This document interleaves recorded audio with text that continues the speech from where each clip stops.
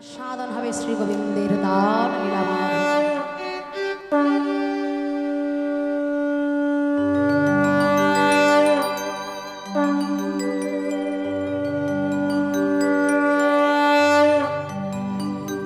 মধুময় শ্রীধাম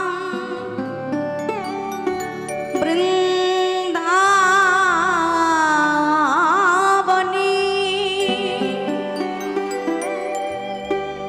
অনাদি আদি শ্রী গোবিন্দ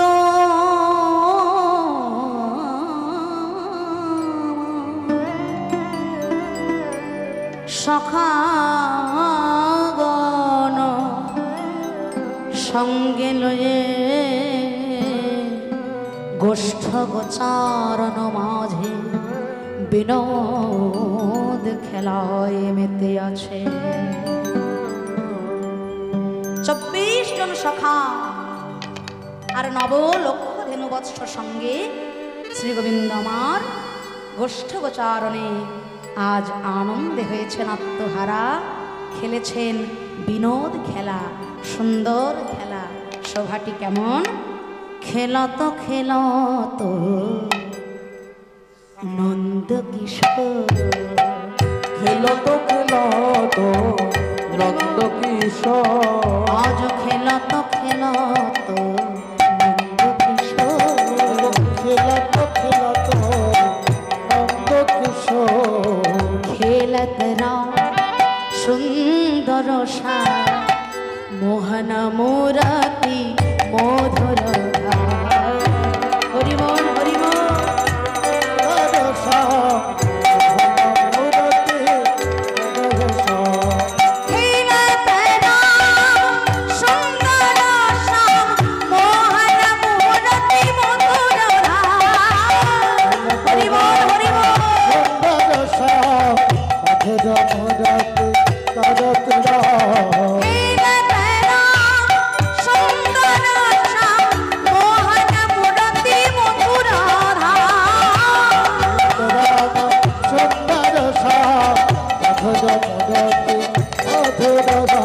প্রিয় শ্রীরাম সুদাম মেলি তপন তনয়া তীরেতে গেলি রে,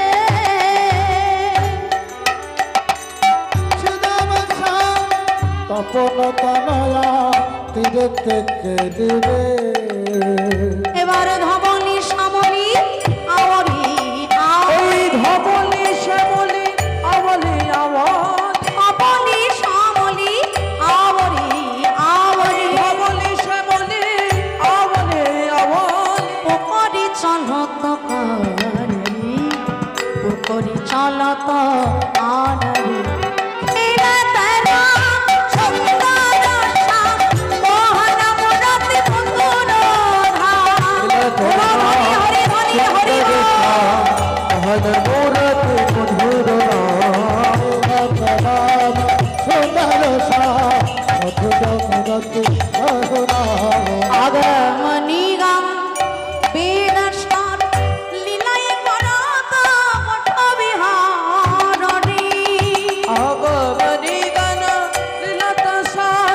লীলায় মোহিত সকল ভার রে।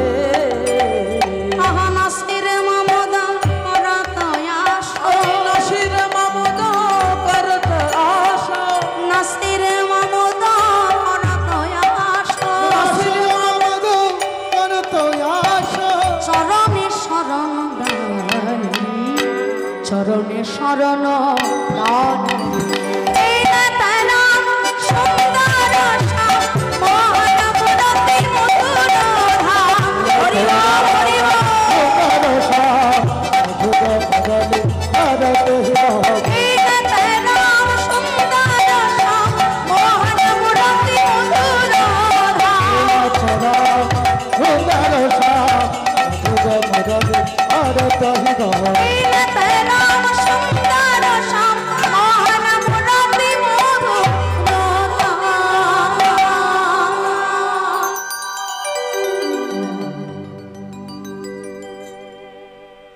প্রিয় শ্রীদাম সুদাম মেলি তপন তনয়া তীরেতে কে।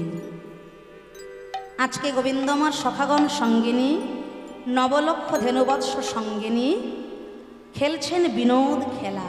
স্থানটি কোথায়? তপন তনয়া তীরে। তপন কথার অর্থ কি মায়েরা? অনেকের নাম হয় না তপন বাবু। তপন কথার অর্থ সূর্য। সূর্যদেবকে বলা হয় তপন। আর তপন তনয়া মানে সূর্যদেবের, তনয়া মানে কন্যা। সূর্যদেবের কন্যা কে? হ্যাঁ, আমরা বলি না ভাইয়ের কপালে দিলাম ফোঁটা, জমের দুয়ারে পড়লো কাটা, যমুনা দেয় জমকে ফোঁটা, আমি দিই আমার ভাইকে ফোঁটা। এই যে যমুনা, এই যমুনা দেবী হলেন সূর্যদেবের কন্যা, আর সূর্যদেবের পুত্র হলেন যমরাজ। সূর্যদেবের দুজন পুত্র জানেন তো আপনারা। যখন সূর্যদেবের বিবাহ হবে, এত তেজ তার বিয়ের জন্য মেয়ে খুঁজে পাওয়া যাচ্ছে। তো অবশেষে দেবশিল্পী বিশ্বকর্মা তিনি তার কন্যা সংজ্ঞার সঙ্গে বিবাহ দিলেন সূর্যদেবের। একটু জেনে রাখুন এগুলো। তা সংজ্ঞা দেবী সংসার করছেন, সূর্যদেবের এত তাপ এত তেজ তিনি সংসার করতে পারছেন না। সংজ্ঞা দেবী তার একজন প্রতিমূর্তিকে তৈরি করলেন, নাম তার ছায়া। ছায়া দেবীকে সূর্যদেবের সংসারে রেখে সংজ্ঞা দেবী ফিরে এলেন বাপের বাড়িতে। বললেন, বাবা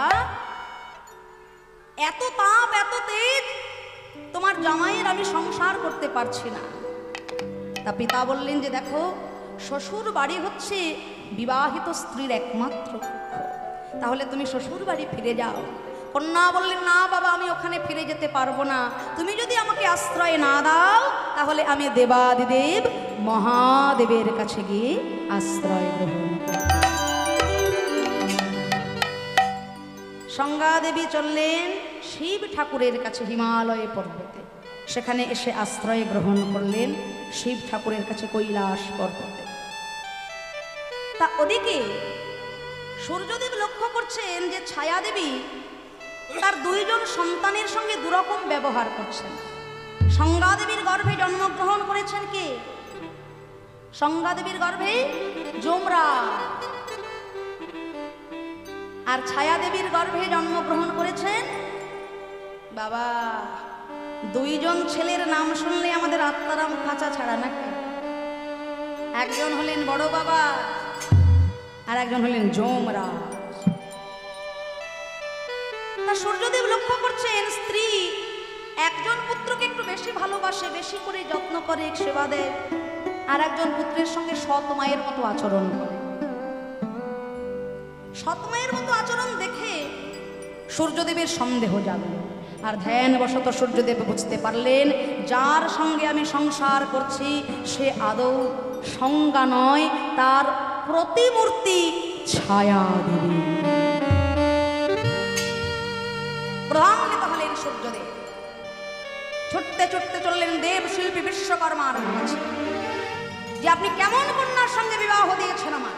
ছলনা করে, আমাকে ঠকিয়ে, প্রবঞ্চিত করে আপনার কাছে পালিয়ে এসেছি। শ্বশুর মশাইয়ের সঙ্গে এইরকম আচরণ দেখে দেবশিল্পী বিশ্বকর্মা ভয় পেয়ে গেলেন। মনে মনে চিন্তা করলেন, যার এত তাপ এত তেজ, পিতা সম শ্বশুরের সঙ্গে যার এমন আচরণ, সে কেমন করে করবে একজন নারীর সঙ্গে সংসার।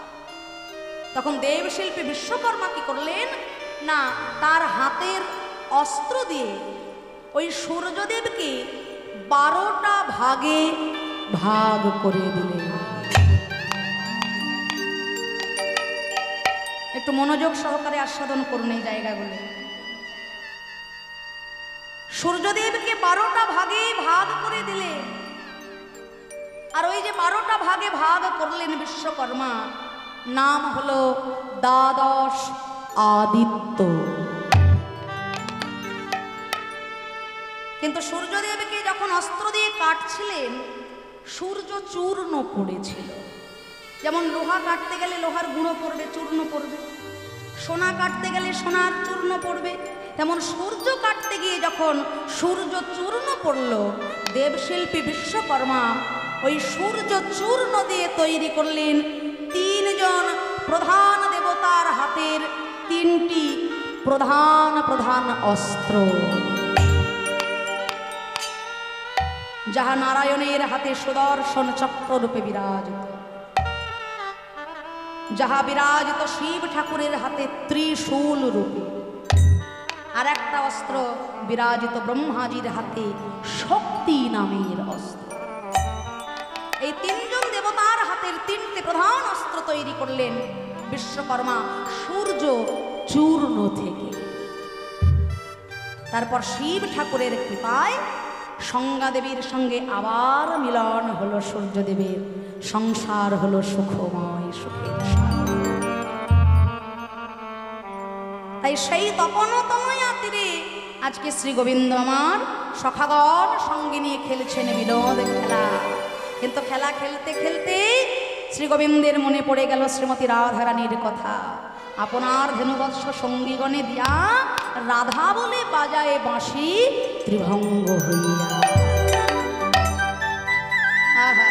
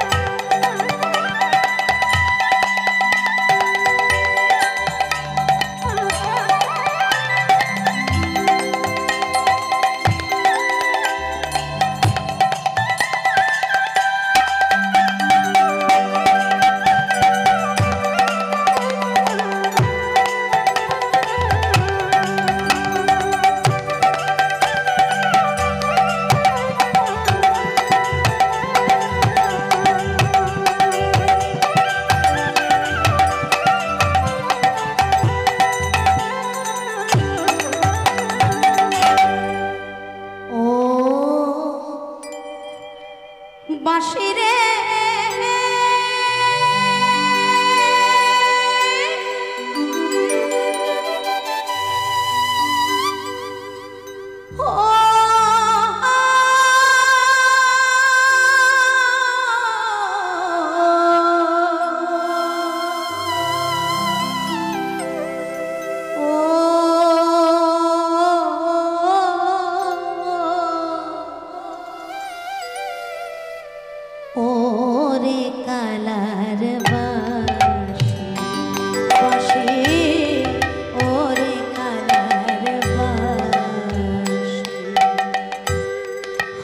বেজনা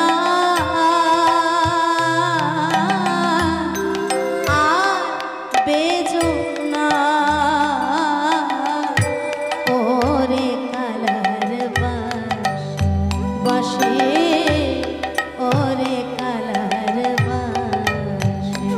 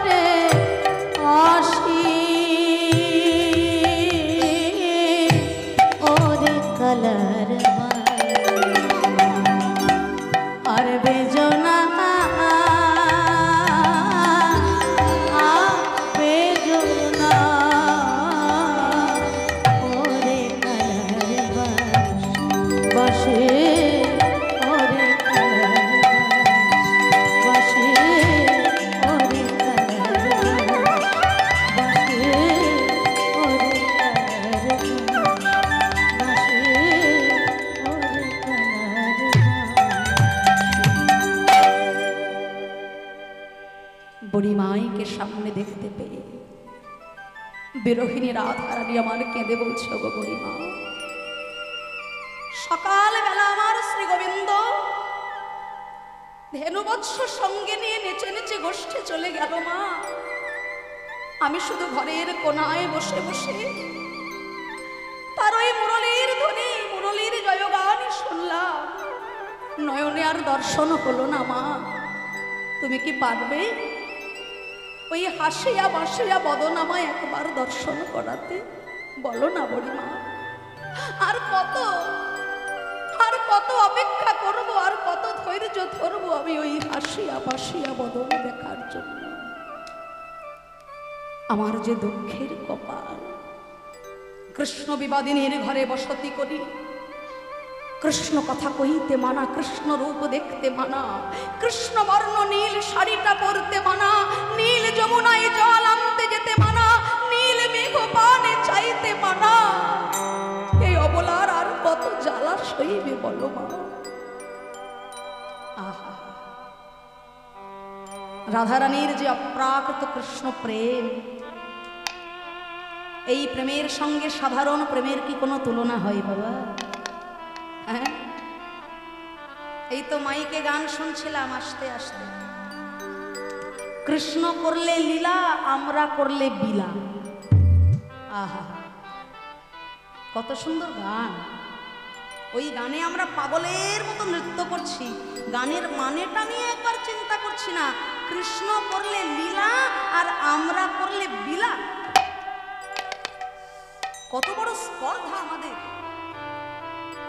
রাধাকৃষ্ণের অপ্রাকৃত প্রেমের সঙ্গে অলিগলির কামনা বাসনায় লিপ্ত নায়ক নায়িকার প্রেম আমরা মিলেমিশে একাকার করে দিয়েছি। আমরা জানি না রাধারানী কে, কৃষ্ণ কে। একটা মানুষের দেহ তৈরি হয় তিনটে বস্তু দিয়ে, কিছুটা রক্ত, কিছুটা মাংস, কিছুটা হাড়, তাই তো পড়াশোনায় আমরা শিখেছি। মানুষের দেহ যেমন তিনটে বস্তু দিয়ে তৈরি হয়, তেমন পূর্ণ ব্রহ্ম ভগবানের দেহ তিনটে বস্তু দিয়ে তৈরি। তিনি হলেন সৎ, চিদ, আনন্দ। আর সেই সৎ, চিদ, আনন্দের মধ্যে আনন্দ অংশটা হলেন শ্রীমতী রাধা ঠাকুরানী। তাহলে অন্য লোকের ঘরের বউকে নিয়ে নয়, নিজেরই দেহের তিনটে অংশের একটি অংশ নিয়ে ভগবান বৃন্দাবনে করেছেন রাসলীলা। পুরাকালে অভিমন্যু ঋষি নারায়ণের তপস্যা করলেন, কঠোর থেকে কঠোরতম তপস্যা। 3 বার কঠোর তপস্যার পর ভগবান বাধ্য হলেন ডাক শুনতে।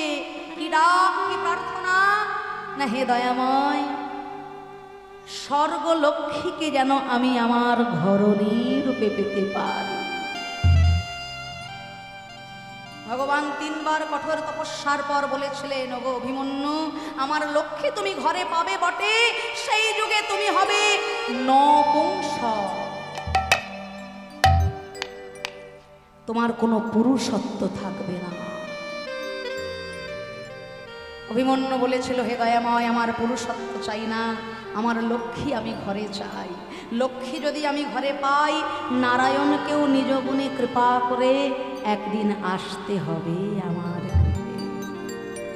ভগবান বলেছিলেন, শোনো অভিমন্যু, আমার লক্ষ্মী একদিন তুমি পাবে বটে, কিন্তু কথা দিলাম আমি তোমায়, সেই যুগে তুমি হবে আয়ান ঘোষ।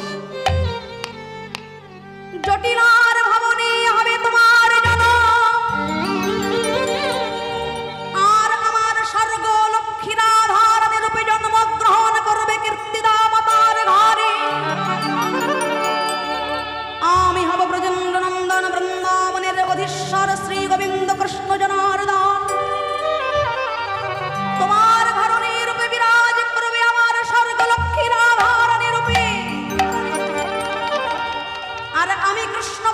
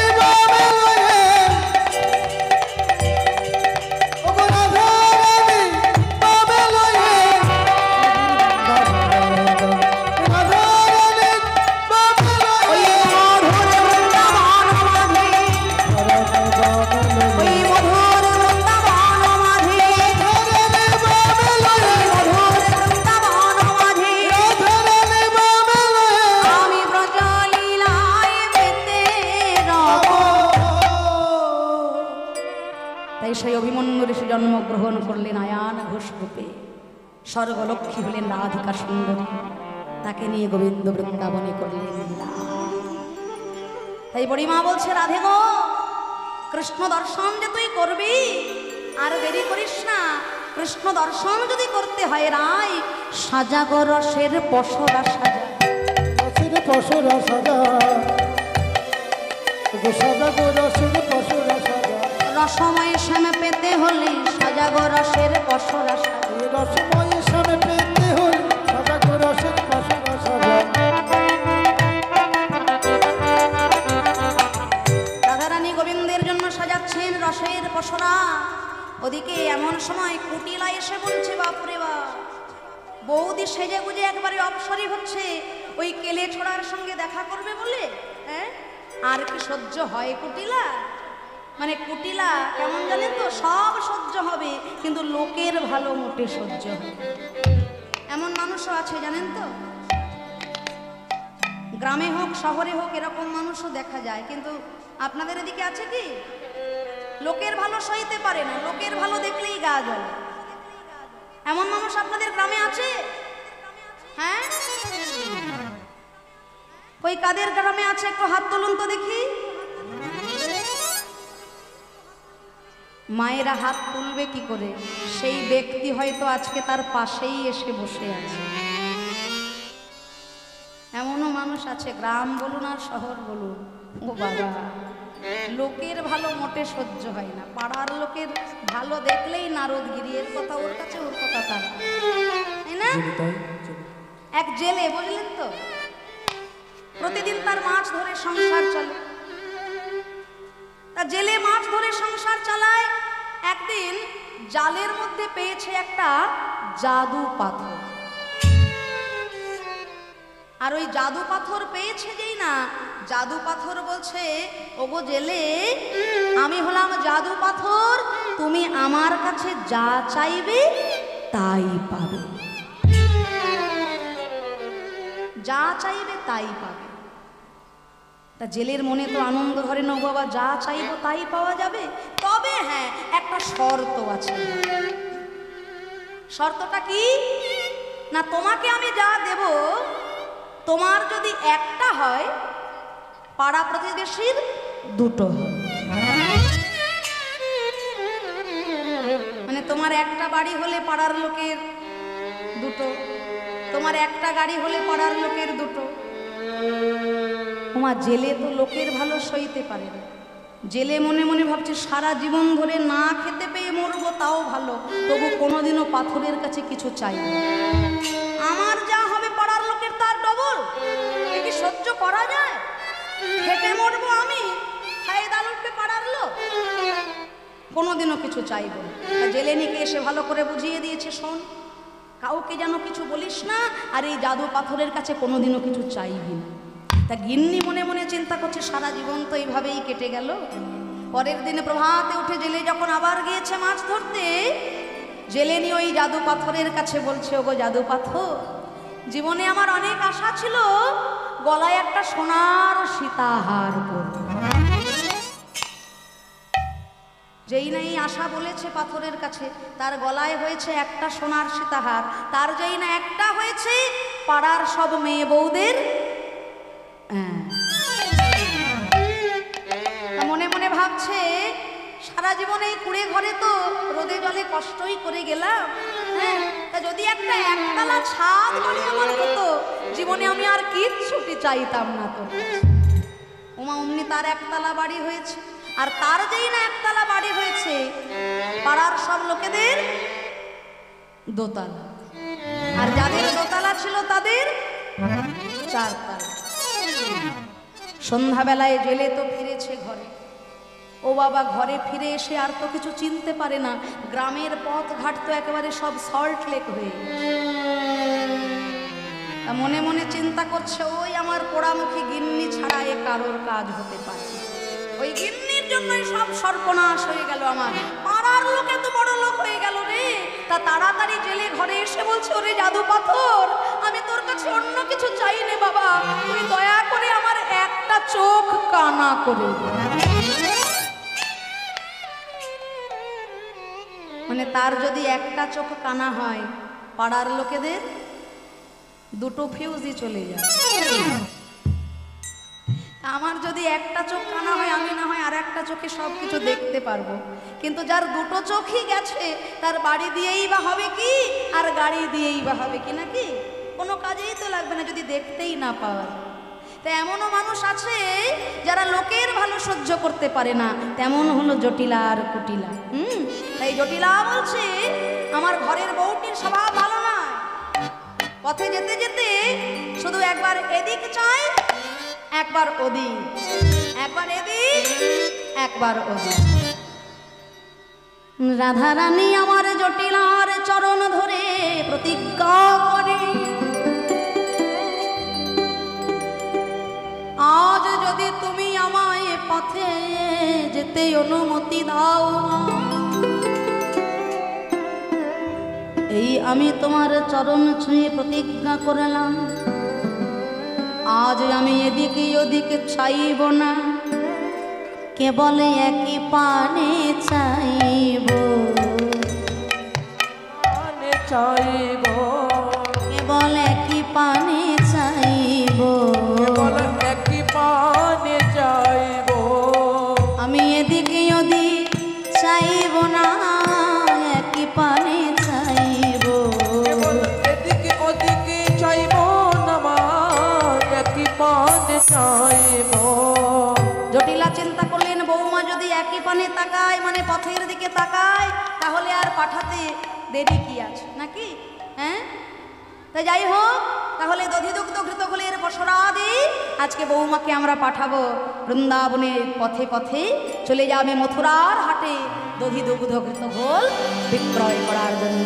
সখীগণ রাধারানীকে মনের আনন্দে সাজাচ্ছেন, আহা সাজো সাজো রাই তোমারে সাজাই শ্যাম সোহাগের ভূষণে, সাজো সাজো রাই তোমারে সাজাই শ্যাম সোহাগের ভূষণে, রাই তোমারে সাজাই শ্যাম সোহাগের ভূষণে। আগে মাইক ঠিক করো তো ভাই, একটার পর একটা অসুবিধা তোমার।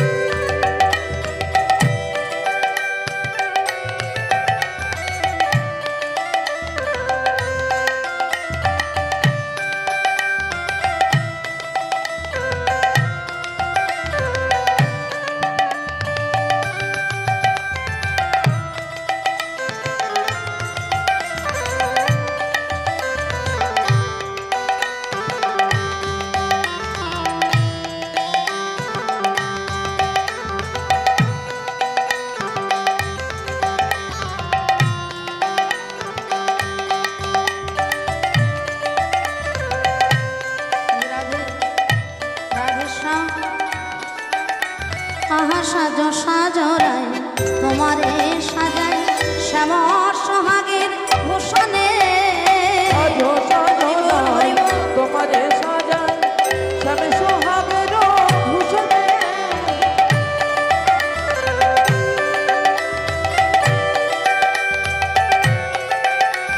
তুমি কৃষ্ণ কলির মালা পরনাই পর অনিল বসনে, কৃষ্ণ কলির পালা পররাই পরহনিল বসনে, তুমি কৃষ্ণ কলির মালা পরনাই পর অনিল বসনে, কৃষ্ণ কলির পালা পররাই পরহনিল বসনে, আহা সাজো সাজো রাই হরি বল শ্যাম সোহাগের ভূষণে, সাজো সাজো রাই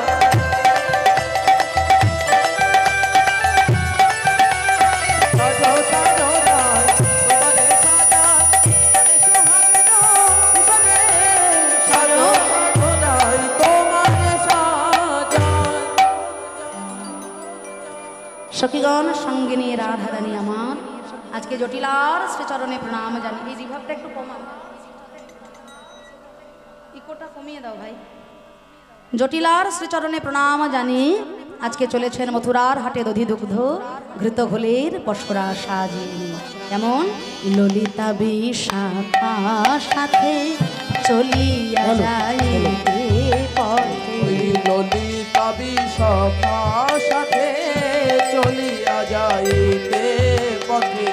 ললিতা বিশাখা সাথে চলিয়া যাইতে পথে। ধনির কত সাধে বাড়াইছে পাগল, ওই কত সাধে বাড়াইছে পাগল।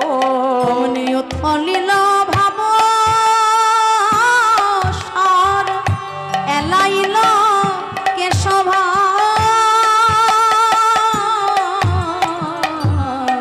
ওমা ধরণী না যায় রাধার গাগো, ধরণী না যায় রাধার বাগো। রাধার প্রেমে অঙ্গ ঠলমল, প্রেমে অঙ্গ থর থর। রাধার দুটি আঁখি ছল ছল, প্রেমে অঙ্গ টলমল। দুটি আঁখি ছলো ছলো, প্রেমে অঙ্গ টলমল। রাধার দুটি আঁখি ছল ছল, চাঁদ মুখ করে ঝলমল।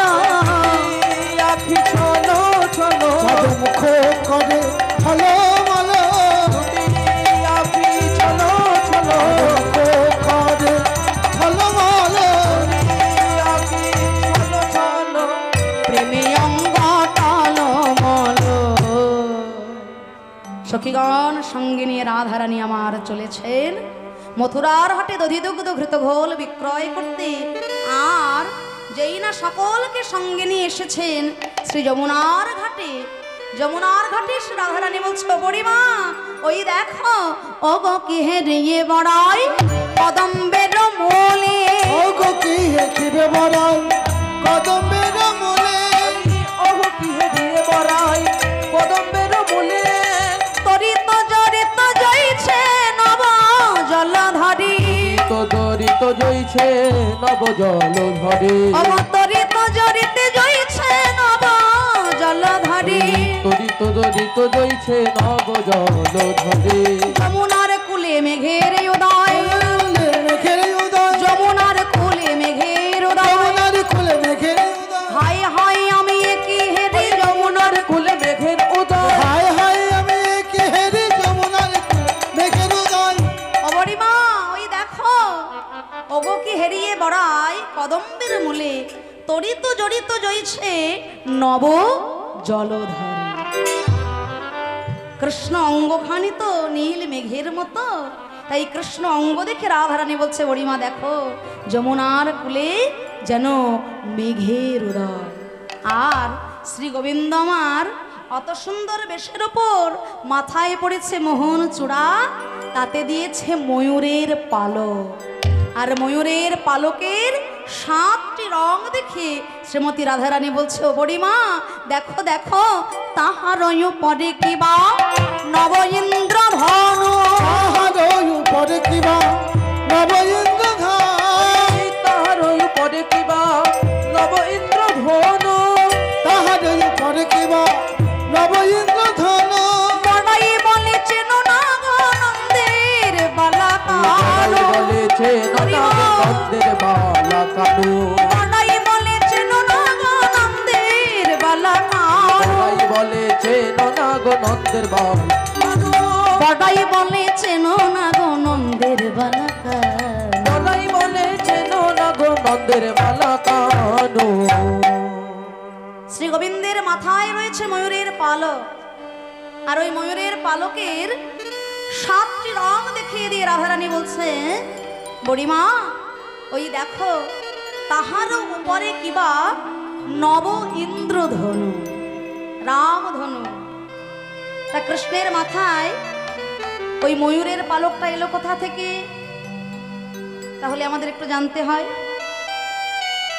একদিন শ্রীগোবিন্দ গোলক বৃন্দাবনে গিয়েছিলেন বিরজা দেবীর কুঞ্জ মাঝে। তা বিরজার কুঞ্জে যখন গোবিন্দ আমার গিয়েছেন, শ্রীমতী রাধারানী শ্রী গোবিন্দকে না দর্শন করে তিনি ধ্যান যোগে বুঝতে পারলেন যে আজকে তার প্রাণ গোবিন্দ ওই বিরজার কুঞ্জে গিয়েছে। রাধারানী আমার ধীরে ধীরে চলেছেন বিরজার কুঞ্জের দিকে, আর শ্রী গোবিন্দ তো অন্তর্যামী, তাই অন্তরে বুঝতে পারলেন যে তার বিনোদিনী আজকে আসছে বিরজার কুঞ্জে। গোবিন্দ আমার রাধারানীর ভয়ে ভীত হলেন।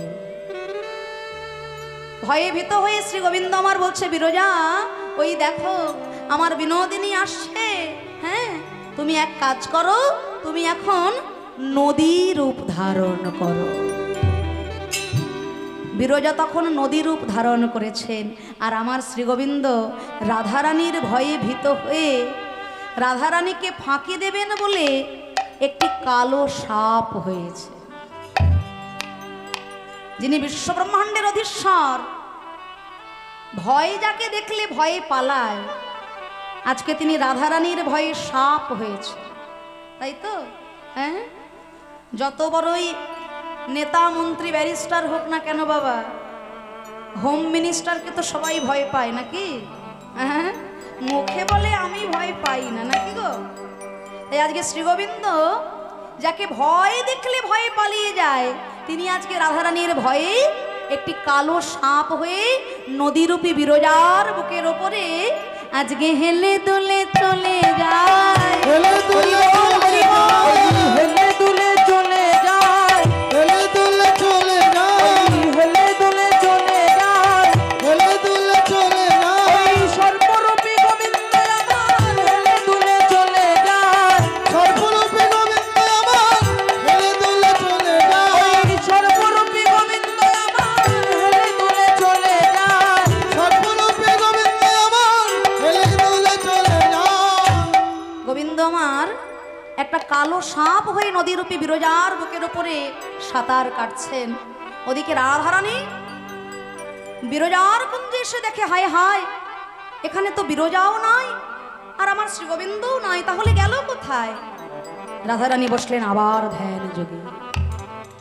আবার ধ্যান যোগে বসে রাধারানী বুঝতে পারলেন, ও প্রাণবধূ, আমি তোমায় খুঁজতে খুঁজতে পাগলিনীর মতো ছুটে এলাম, আর তুমি কি না আমাকে ফাঁকি দেওয়ার জন্য সাপ হয়েছ?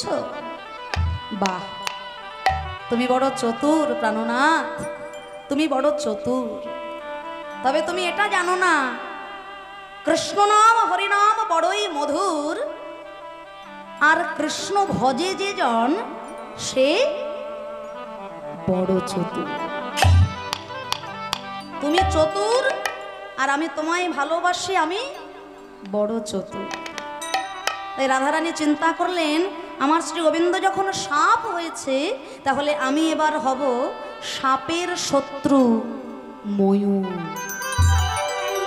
তাই ময়ূরের রূপ ধারণ করে শ্রীমতী রাধারানী আমার আজকে উড়ে উড়ে শ্রী গোবিন্দ আমার যেখানে সর্প হয়ে বিরাজ করছেন, চঞ্চুপুটে তার অঙ্গে আঘাত করছেন। ময়ূরী রূপে শ্রীমতী রাধারানী আজ উড়ে উড়ে চলে যায়। হরি বল, হরি বল। উড়ে উড়ে চলে যায়, উড়ে উড়ে চলে যায়, উড়ে উড়ে চলে যায়, উড়ে উড়ে চলে যায়, এই ময়ূর হয়ে রাধারানী উড়ে উড়ে চলে যায়, ময়ূর হয়ে রাধারানী উড়ে উড়ে চলে যায়, এই ময়ূর হয়ে রাধারানী উড়ে উড়ে চলে যায়, ময়ূর হয়ে রাধারানী উড়ে উড়ে চলে যায়। ময়ূরী রূপ ধারণ করে শ্রীমতী রাধারানী শ্রী গোবিন্দকে যখন চঞ্চপুটে আঘাত করছেন, গোবিন্দ আমার তাড়াতাড়ি নিজ মূর্তি ধারণ করে বললেন, শান্ত হও প্রিয়ে, আমি তোমায় ফাঁকি দেওয়ার জন্য সাপ হয়েছি, আর তুমি কি না হলে সাপের শত্রু ময়ূর? বেশ, তোমার এই রূপকে সম্মান জানানোর জন্য এই ময়ূরের পালক আজ হতে আমি আমার মস্তক পরে ধারণ করলাম। নিতাই গৌর হরি বল। সেই জন্য দেখবেন কৃষ্ণ অবতারে ভগবান যতদিন লীলা করেছেন তার মাথায় চূড়া থাক বা না থাক ময়ূরের পালক কিন্তু অবশ্যই থাকবে, তাই না? রাধারানীর ওই ময়ূরী রূপকে সম্মান করার জন্য একটি পালক তুলে নিয়ে শ্রী গোবিন্দ আমার নিজ মস্তক পরে ধারণ করবে। তখন বিরজা কেঁদে বলছে, প্রাণবধূ, শ্রীমতী রাধারানী তো তোমায় ক্ষমা করে দিলেন, কিন্তু আমায় কি ক্ষমা করবেন? রাধারানী আমার বলছেন, ওরে বিরজা, তুই আমার অজান্তে আমার শ্রী গোবিন্দকে নিয়ে লীলা বিহার করেছিস, তাই আমি তোকে দেব অভিশাপ।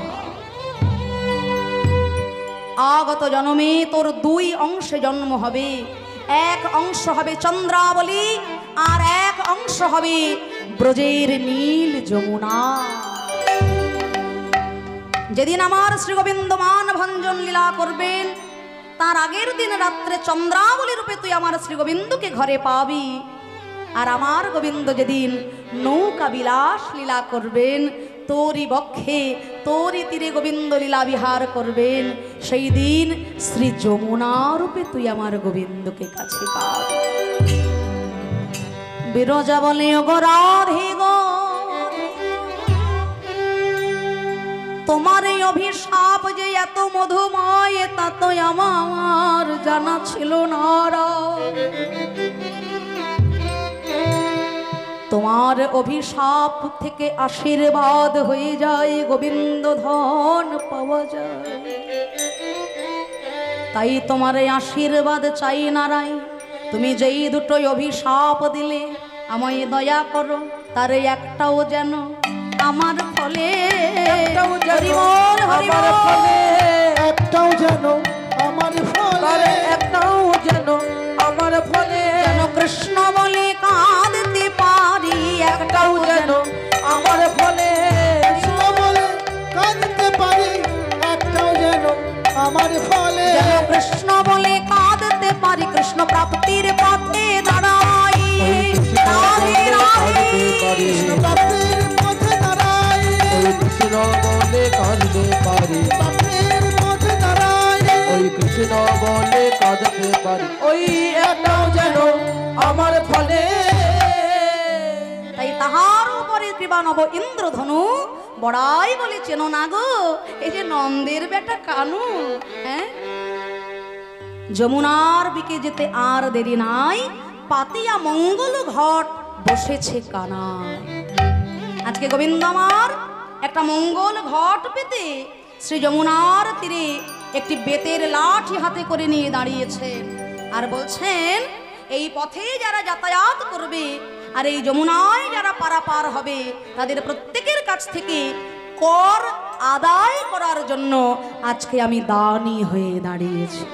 হ্যাঁ, বিনা করে আমি কাউকে পার করব না। দাঁড়াও, রহ রহ রহ বলে পথ আগলে লগিয়ে, রহ রহ রহ বলি পথ আগুন লগিয়ে, রহ রহ রহ বলে পথ আগুন লগিয়ে, দান দাও বলি পাতে হাত দান দাও, দান দাও বলি দান দাও, দ্বিজ মাধবের বাণী কে তোমায় করেছে দানি, দ্বিজ মাধবের বাণী কে তোমায় করিল দানি, ললিতা দোলায় নিজ মাধব যাও যাও, ললিতা দোলায় নিজ যাও যাও, যাও জানি না মানি না, আমি তাও জানি না মানি না, কে তোমায় করেছে দানি, যাও জানি না মানি না, কে তোমায় করেছে দানি, যাও জানি না মানি না, তোমায় করেছে দান, যাও জানি না মানি না, ছি ছি ছি, ছুঁয়ো না নীলাজ কানাই, আমরা পরের নারী, পরপুরুষের পবন পরশে আমরা সচিলে স্নান করি। তুমি কি জানো না শ্যাম, আমরা সতী রমণী, আমরা পরের নারী, আর তুমি হলে পরপুরুষ। তোমার অঙ্গ পরশ পেলে আমাদের সতী ধর্ম নষ্ট হয়ে যায়। এ জগতে সতী রমণী তো সবাই হতে পারে না। ও মাইরা, ভালো করে জেনে নিন, এ জগতে যারা প্রকৃত সতী রমণী স্বয়ং দুর্গা দেবীর শক্তি তার মধ্যে বিরাজ করে। তিনি হন বাক সিদ্ধ, বাক সিদ্ধা নারী। তা সতী রমণীর কেমন গুণাবলী হওয়া প্রয়োজন আপনারা একটু আস্বাদন করুন।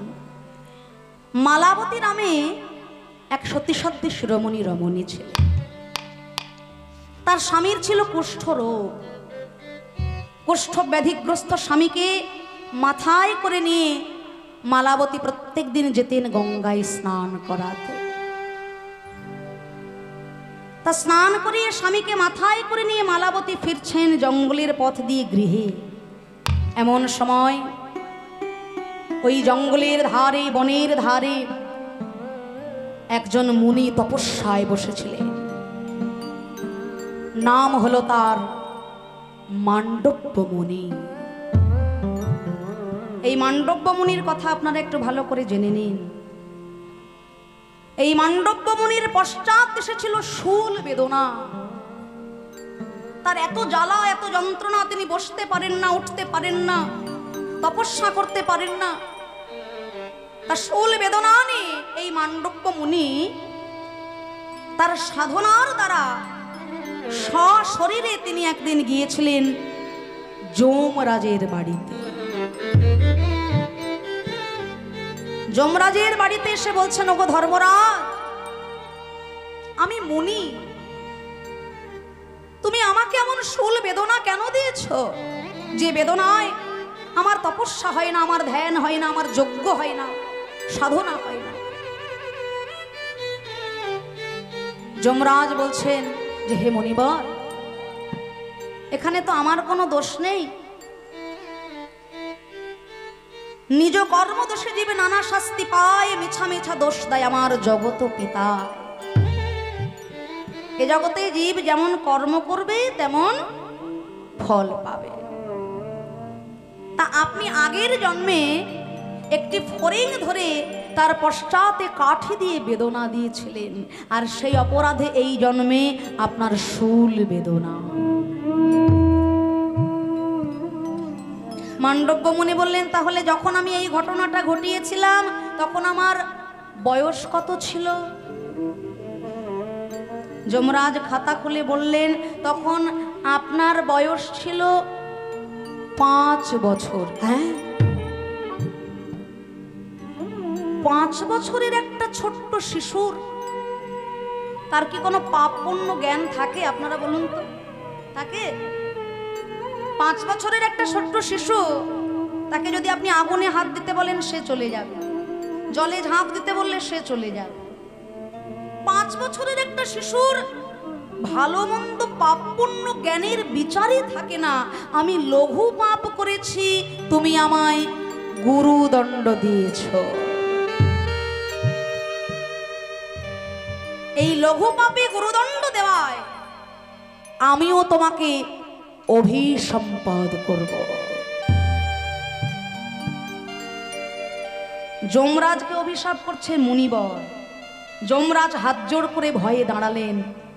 হে মুনিবর, দাঁড়ান।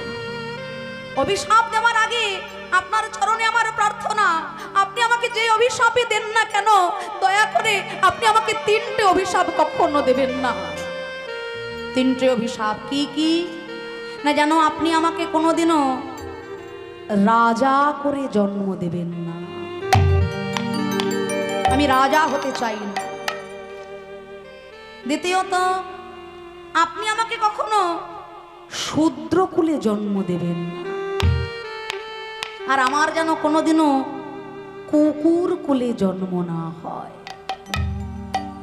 এই 3টে অভিশাপ বাদে আপনি যা বলবেন আমি মাথা পেতে নেব। মান্ডব্য মুনি বললেন, হে ধর্মরাজ, তার আগে আমার কথা শোনো। আজকের পর থেকে তোমার এই সংবিধানটা একটু পরিবর্তন করে নাও। কি না, আজকের পর থেকে এই জগৎ সংসারে যত যত শিশু সন্তান জন্মগ্রহণ করবে, জন্মানোর 5 বৎসর পর্যন্ত তার কোনো অপরাধ যেন তোমার খাতায় না লেখা হয়নি। তাই গৌর হরিবোল হরিবোল। ভালো করে জেনে নিন, এই জায়গাগুলো খুব মন দিয়ে শুনবেন। মন দিয়ে শুনলে তবে বোঝা যায়। আমরা তত্ত্ব বলি, এই জ্ঞান নীতি কথা, শাস্ত্র কথা, পুরাণ কথা, মহাভারত রামায়ণ, মুনি ঋষিদের কথা, এগুলো হলো তত্ত্ব, তাই তো বাবা? ঝাঁটা কোন দিকে রাখে, জুতো কোন দিকে রাখে, মরা মানুষের ছবিটা কোন দিকে টানাতে হয়, নুন দিয়ে কেমন করে ঘর মুছতে হয়, এটা তত্ত্ব নয়। যে তত্ত্ব আস্বাদন করলে জীব কৃষ্ণমুখী হয়, যে তত্ত্ব আস্বাদন করলে মায়াবদ্ধ জীব কৃষ্ণমুখী হয়, সে হলো কৃষ্ণ তত্ত্ব। তা মান্ডব্য মুনি বললেন, আজকের পর থেকে জগৎ সংসারে যত যত শিশু সন্তান জন্মগ্রহণ করবে, জন্মানোর 5 বৎসর পর্যন্ত তার কোনো অপরাধ যেন তোমার এই যমরাজের খাতায় না লেখা হয়। আর যে 3টে কুলকে তুমি ভয় পেয়েছো হে ধর্মরাজ, আমার অভিশাপে ওই 3 কুলেই যেন তোমার জন্ম লাভ হয়।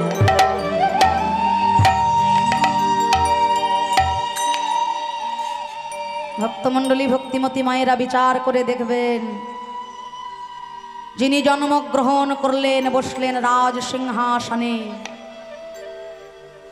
যুধিষ্ঠির মহারাজ, তিনি হলেন স্বয়ং ধর্মরাজ। 1 নম্বর। দ্বিতীয়ত, দাসী পুত্র, শূদ্র ঘরে হয়েছে যার জন্ম, দাসী পুত্র বিদুর, তিনি হলেন স্বয়ং ধর্মরাজ। তৃতীয়ত, আপনারা হয়তো ছবিতে দেখে থাকবেন অনেকে, পঞ্চ পাণ্ডবকে একটি কুকুর সশরীরে স্বর্গের পথ দেখিয়ে নিয়ে যাচ্ছে, দেখেছেন তো? পঞ্চ পাণ্ডবকে একটা কুকুর স্বর্গের পথ দেখিয়ে নিয়ে যাচ্ছেন, তিনি হলেন স্বয়ং ধর্মরাজ। সেই মান্ডব্য মুনি যার এত বড় ক্ষমতা, সেই মান্ডব্য মুনি মালাবতীকে দর্শন করে বললেন, ওরে রমণী, যে স্বামীর অহংকারে অহংকারী হয়ে এই মুনির চরণে তুই লাথি দিলি, আমি তোকে অভিশাপ দেব, আগামী প্রত্যুষে সূর্য ওঠার সাথে সাথে তোর এই স্বামী দেবতার যেন মৃত্যু হয়ে যায়। হে মুনিবর,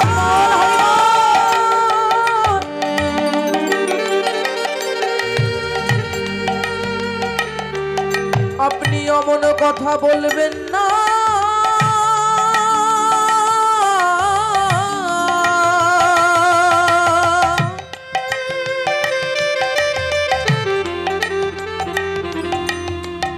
আমায় ক্ষমা করো,